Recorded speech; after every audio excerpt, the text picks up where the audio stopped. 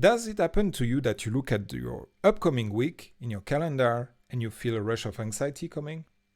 Or you look at your previous week and you realize that, oh, I've spent too much time on this and not enough time on that. So guilt is involved. Well, you're not alone. It happens to a lot of us entrepreneurs and execs now that we have endless to-do lists and that the market keeps changing all the time. Luckily, there is a very simple solution that I want to share with you today in the form of your calendar.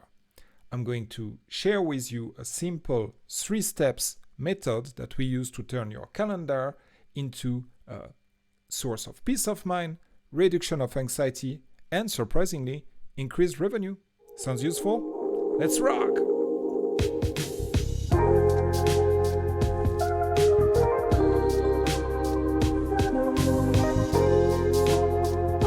Welcome to episode 103 of Peaceful Productivity Techniques, where I help you refocus, perform like a rock star, and grow your revenue peacefully.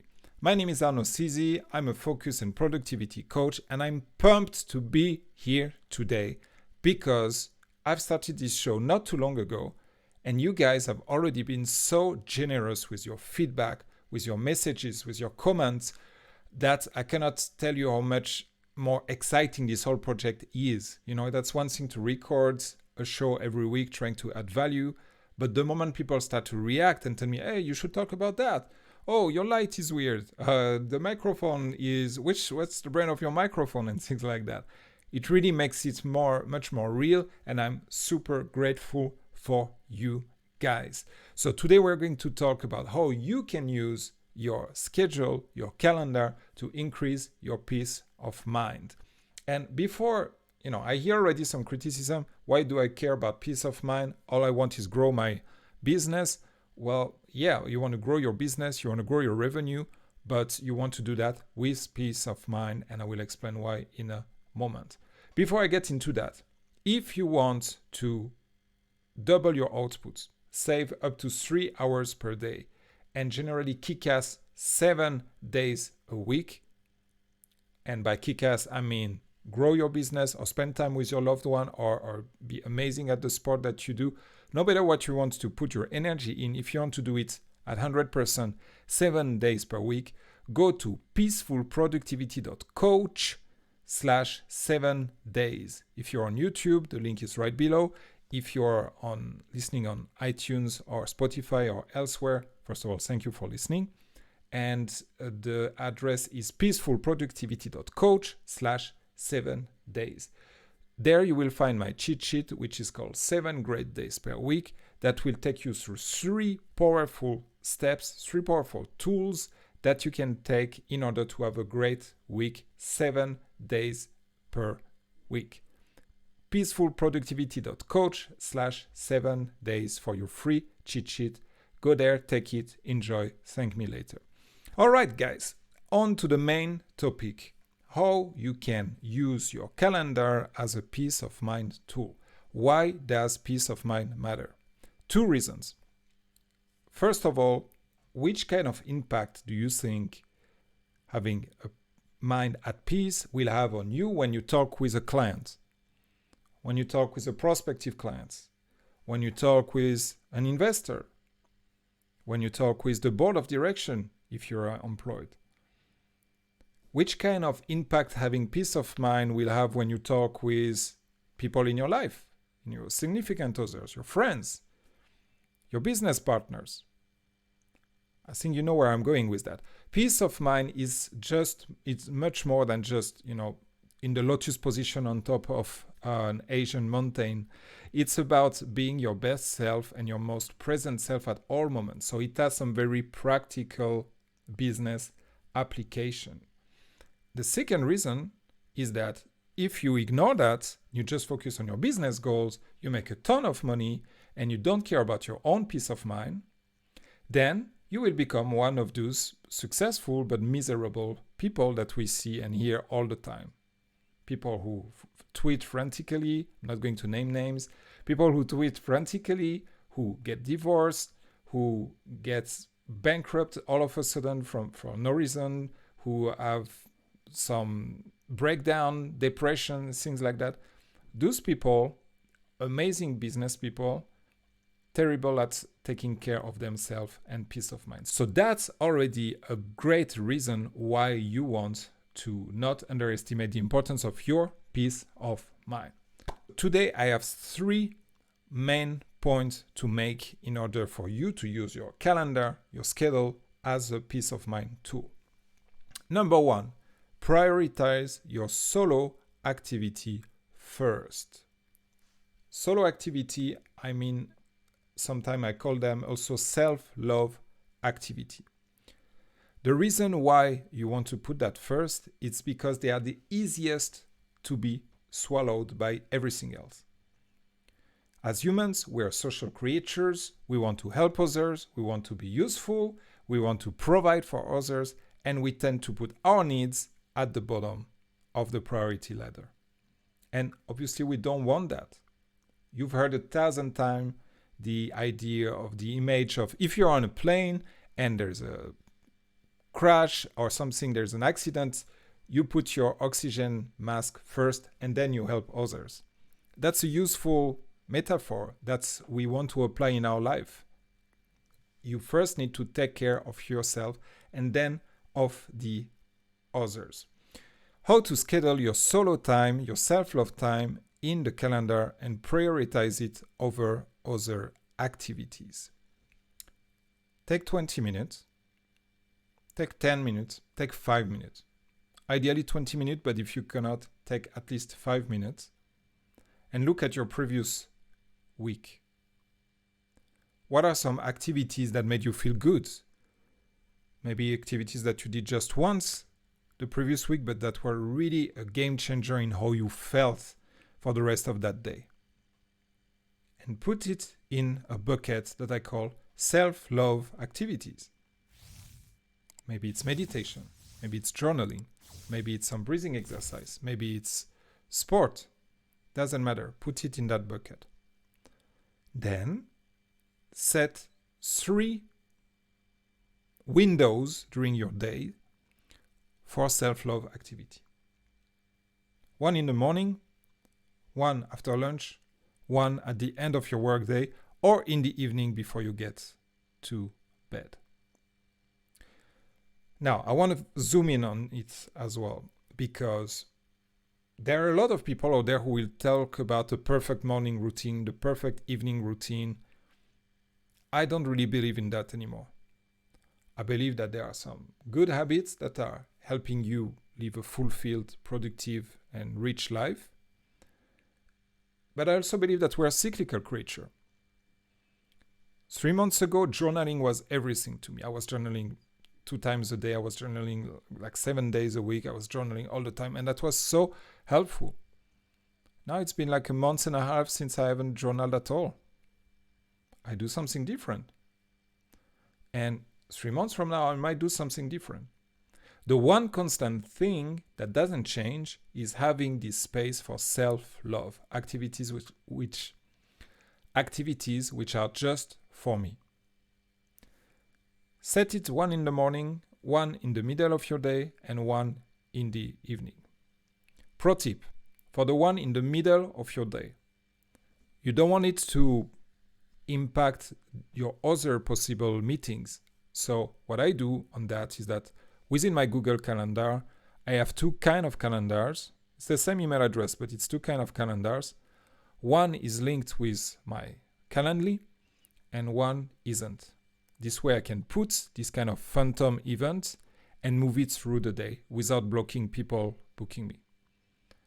So let's say that I have my second self-love window set at 1 and somebody books me from noon till 1:30. No problem. Then after I know that I'm booked, I will put the event later so that I can still take care of my self-love. Some example of solo self-love activities that you can do are journaling, breathing exercise, meditation, stretching, yoga, sport. The list goes on and on. Emotional integration. What matters is what feels good, what's useful right now. So set those moments, set those windows during your day, and fill them with what feels good in the moment. All right, point number 2. Now you've scheduled time with yourself in the morning, during the day, and in the evening. It's time to look at time with others. Social connection and relationships are super important for our peace of mind. And so, because we are animals, social creatures, and anxious social creatures for a lot of us. Meaning that if we don't spend time with people that we care about, there's this guilt that's developing in the back of our mind. I should spend more time with my kids. I should spend more time with my significant others. I have these friends, I haven't contacted them for months. It's super important that you prioritize this kind of exchange in your schedule. Just like your solo activity, if it's not on your schedule, if it's not on your calendar, it doesn't exist. It will get swallowed by other things, work things, appointments that are important. Well, guess what? Seeing people that you love is important as well. For me, in my calendar, the people that I want to spend the most time with, the people that I don't want to skip time with, are my children. So if you're a parent, you might relate. Every moment that you spend with your kids is the last moment that you will spend with exactly that kid. He or she will go back to school, come back, and there will be something different. Maybe he or she won't mispronounce anymore. Maybe he or she won't want to cuddle with you that much, or won't want to play with you on something. Those moments are precious, super precious. So I don't want, just like Aerosmith, I don't want to miss a thing with my kids. So it's in my calendar. And I connect the practical with the appreciable. I go and pick them up at school. This way I do something useful for our family and I spend time with them. But notice that I booked this before I book my work appointment. So if I have a huge deal with company XYZ, with client XYZ, and that person wants to talk to me at 4 p.m. on a Thursday, I'm like, yeah, we need to find another time because I'm busy at that time. And that's tough to do. The pressure to move that is huge. Because, maybe I can go and pick them up a bit later, a bit earlier. No. First, I take care of myself, and I reflect that in my calendar. Then I take care of time spent with my loved ones, my kids at the top of that. And then work activity, which is main point 3 that I will come back in a moment. Now, let's say you don't have kids. Totally fine. You might have significant others. You might have family members. You might have friends who are really important to you. All those relationships are investments. Even if you let aside all the warm, fuzzy feeling that you spend with them, these are also investments. If you don't spend time with somebody, then the relationship kind of fades away. Very practically, if you, like me, like to receive feedback on the things that you do, if you like to be introduced to clients, like I am, then maintaining your circle of friends, maintaining good relationship with the good people in your life, and celebrate them and express gratitude for what they do, dude, this is super important. It's like it's a business decision at this point. And again, for me, that's not the main thing. The main thing is to care for the people that I love in my life. But also, if you're money-oriented, look at the impact that not spending time with good friends can have on your business, on your network. That's a tough decision to make, to let your network deteriorate because you don't invest enough time in it. So first time with yourself, then time with your loved one and your network. In this second category, I also include a category which is in between, which is your teacher, your coach, your trainer, your communities, the place where you go to learn something. Because by definition, you're depending on the other person's schedule, but it's time for you. For example, I go to the gym 3 or 4 times per week, and I depend on my personal trainer, my personal coach schedule, right? So I need to fit that in. And that's important because that's me time with the help of somebody else. So I also put that high in the priority list. Time for yourself, number 1. Time with loved one, number 2. And now, finally, we get to the work activities. Why so late? Why is it number 3? For all the reasons that I mentioned until now. If you do focus on yourself and on your loved one first, you will be your best self for your work, which will result in an increased productivity, increased focus, and more money. Increased revenue, because you will be a better salesperson, you will be a better service provider, because you will feel better and people will feel it. Now, having an organized work schedule is important. It's kind of a obvious thing. And I hear a lot of criticism at this point when I share that with people.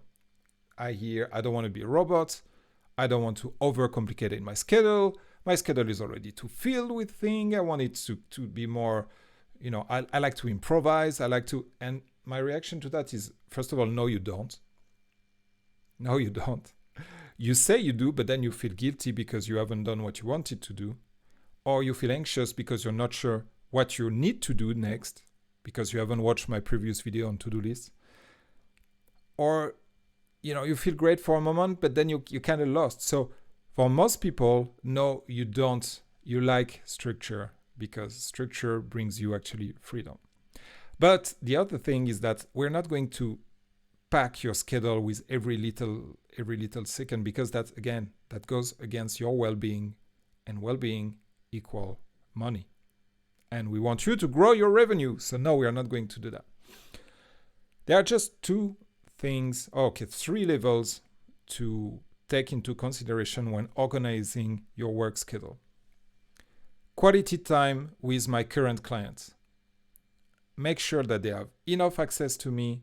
Make sure that they get 2, 5, 10 times the value of what they paid me. Make sure that I over-deliver with them. Because your current clients are your most important asset. Your most important business assets. Those are the people who are going to recommend you to other clients, who are going to renew with you. Those are the people that can even work with you on higher paying opportunities. Those are living advertisements, people going there, reviews. Those are people who give you great feedback on what they need so that you can create your next product. Your current clients are deserving of your love. And love is expressed with time. So spend time with them first. Second part of your work activity is your prospective clients. Activities related to finding new clients. But that comes second. And that's difficult for several entrepreneurs. Because you sign the contract, you receive the money from that client, so you're like, okay, that's solved. Yeah, sure, I'll do my thing. Now I just want to acquire more clients. That's tempting. I used to do that, and that's not good. I changed. Luckily. I got coached on that, and I changed. This is the beginning of the relationship when your current client pays you. Then you over-deliver, and the return on investment is so much better, and the energy is so much better. But still, there are some activities that you want to do in order to acquire new clients, to bring new people in your world so that you can deliver to them and over-deliver to them. So, and this should be scheduled.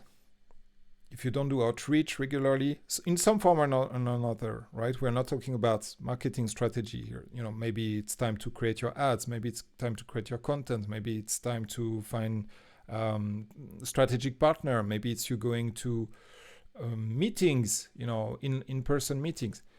We can get to that in another video, but have time to find new clients or create new client. And the third category, first one is your current clients, new clients, all the rest. You're happy now, you people who don't want to plan and schedule everything? There you have a big fat category for all the rest. So you have your to-do lists, hopefully, so you organize the rest of your activities from most important to less important, but then I don't think it's important to put them in your calendar beforehand. Then we can talk about time logs so that you know what you spend your time on, but that's a different subject already. So focusing on your current clients, focusing on your next clients, and focusing on, and then all the rest. Now, how do you achieve a nice balance? How do you avoid overbooking, burning out, overstress? Well, you've already achieved that because you've started with you. You've continued with your loved one, and then you put work. There is this law, the Parkinson law or Parkinson principle, which says that an activity will expand to take all the time that you dedicate to it. So now you've allocated a certain time for work activities, and there's only some limits to which it can expand. So you've solved your work-life balance, if that's even a thing. You've solved it. You've solved it because now you know that you will have enough time for you, enough time for your loved one, and enough time for the most important thing in your business. You guys, if you put in your calendar and really put it, not just thinking about it, but put it in your calendar, time for yourself, time for your loved one, time for your work activities, starting with your current client and going into your next client, you will experience an increase in peace of mind, reduction in anxiety, increase in focus and productivity, guarantee. I've been doing that for years. I've done that with dozens of clients. It works, you guys. Now let me know in the comments or in a review if you listen on iTunes or Spotify or elsewhere. Which one of these three kinds of events do you need to put in your calendar right now? Do you need to put more time for yourself in your calendar? Do you need to put more time with your loved one? Do you need to put more time for your current clients? Which one of the three will you put in your calendar today for the coming week? Let me know in the comments. And if you want some majestical, I'm not sure if that's a word, but that's how good they are, tools and steps to have 7 great days per week so that you can get more time every day, up to 3 hours every day that you can save, go to peacefulproductivity.coach/7days. Again, the link is below on YouTube, and for you podcast listener, peacefulproductivity.coach/7days to get my 7 great days per week cheat sheet. Guys, again, I'm so thankful and grateful for you watching, you listening, you giving me feedback. Find me on social at Arnaud CZ. Send me a message there. Write me a comment. Write a review. I listen to everything. Send me an email. And let me know what you want me to create content about, because I create content for you. If it's not useful for you, I failed. So let me know. And I want to wish you a great rest of your week. And as usual, peace.